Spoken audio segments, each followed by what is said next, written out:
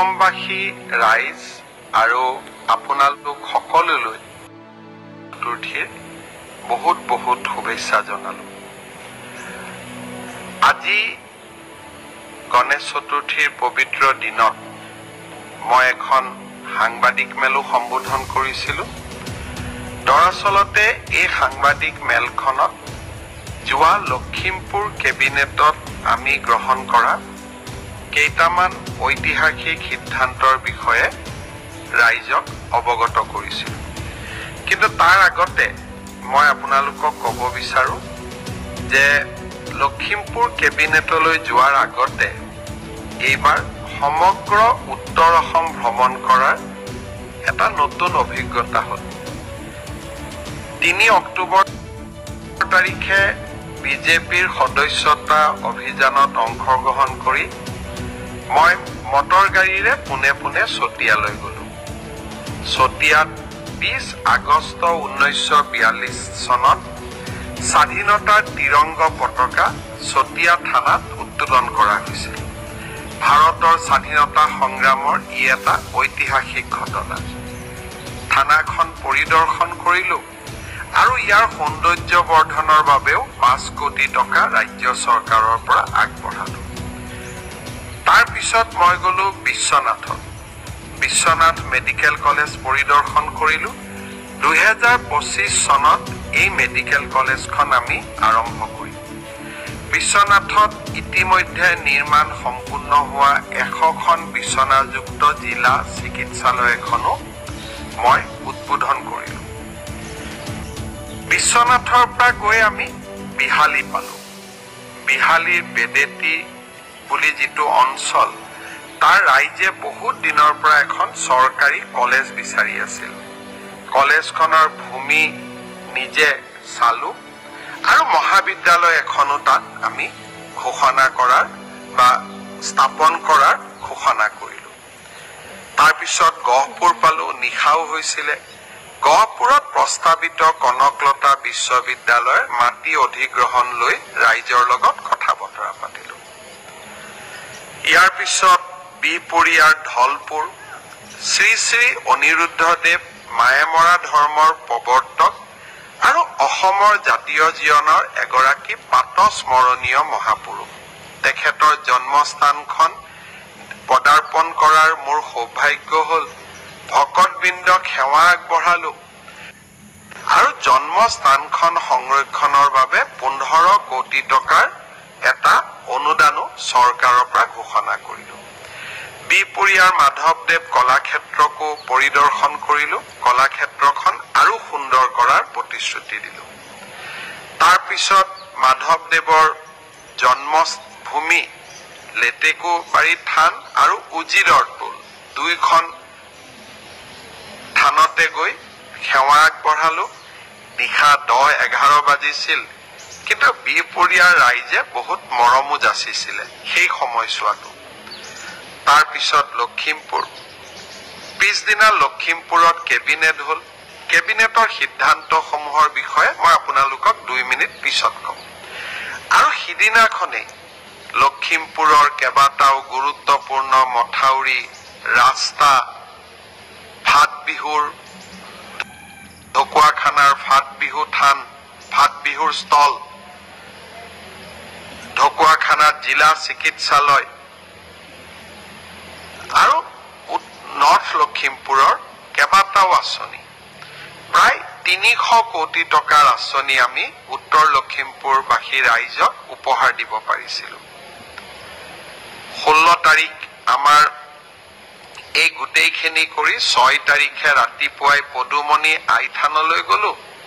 তাৰপিছত ডিব্ৰুগড়ত আহি শিক্ষক দিৱসৰ কাৰ্যসূচীত 6 তাৰিখ নহয় 5 তাৰিখে শিক্ষক দিৱসৰ কাৰ্যসূচীত অংশগ্ৰহণ কৰিলো। এইবাৰ ডিব্ৰুগড় বিশ্ববিদ্যালয়ত আমি কেন্দ্ৰীয় শিক্ষক দিৱস পালন কৰিছিলো। ডিব্ৰুগড়ত ইস্কনে স্থাপন কৰিব খোজা মন্দিৰ এটাৰো প্ৰাণ প্ৰতিষ্ঠা কৰাৰ সৌভাগ্য হ'ল। নিশা শদিয়াত গলো। বগীবিলৰ দলঙত এতিয়াৰ পৰা সৌৰ শক্তিৰ সহায়ত নিশা লাইট জ্বলিব। 52 কোটি টকাৰ এটা সুন্দৰ প্ৰকল্প উদ্বোধন কৰাৰ সৌভাগ্য হ'ল। 6 তাৰিখ দিনটো মোৰ জীৱনৰ এটা প্ৰাপ্তিৰ দিন। চৰকাৰ ৰাইজৰ ওচৰলৈ যাব লাগে। কেনেকে যাব, কি কৰিব, সংজ্ঞা নাই। বিভিন্ন সময়ত আমি বিভিন্ন সংজ্ঞা গ্ৰহণ কৰোঁ। মুখ্যমন্ত্ৰীৰ কাৰ্যালয় এটা আমি 6 তাৰিখে ডিব্ৰুগড়ত আৰম্ভ কৰিলোঁ। বহুখিনি কাম এতিয়া ডিব্ৰুগড়ৰ পৰাই হ'ব আৰু এতিয়াৰ পৰা 26 জানুৱাৰীত গণতন্ত্ৰ দিৱসৰ পতাকাও অসমৰ মুখ্যমন্ত্ৰীয়ে ডিব্ৰুগড়ৰ পৰাই উত্তোলন কৰিব।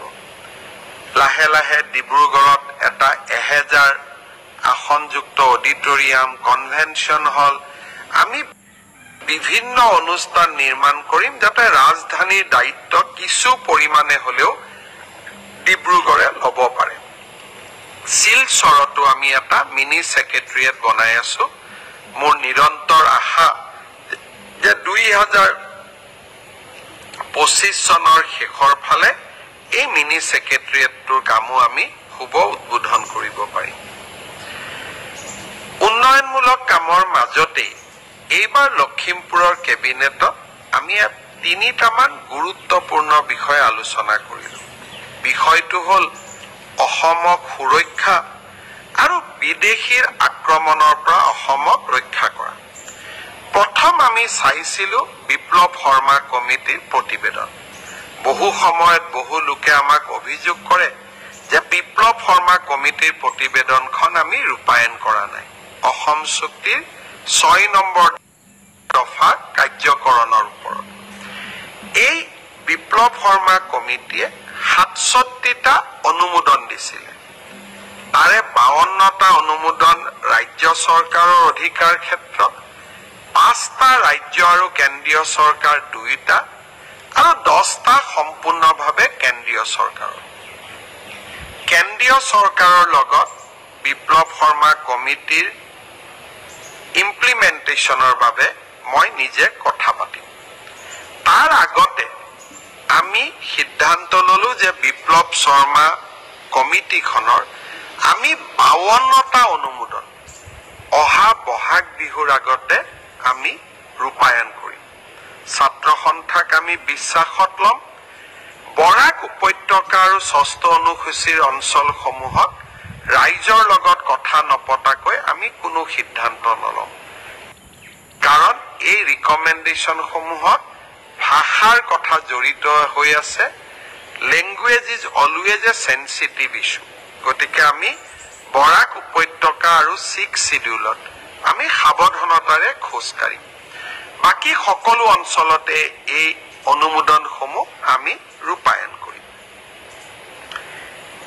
যোৱা কিছুদিনত আপোনালোকে মোৰ টুইটাৰ আৰু ফেচবুক চালে দেখা পাব যে কৰিমগঞ্জ সীমান্তত আমি বাংলাদেশী নাগৰিক কেইবাজনকো আমি চিনাক্ত আৰু গ্ৰেপ্তাৰ কৰিবলৈ সক্ষম হৈছো। যোৱা 2 মাহত প্ৰায় 60 জনতকৈ ওপৰত। মোৰ মনত সন্দেহ হয় যে আমি গম নোপোৱাকৈ কিছু বিদেশী সোমাই আছে নেকি। NRCৰ দিনৰ পৰা আমি বিদেশী চিনাক্তকৰণৰ প্ৰক্ৰিয়াটো এক প্ৰকাৰ বন্ধ কৰি থৈছিলো।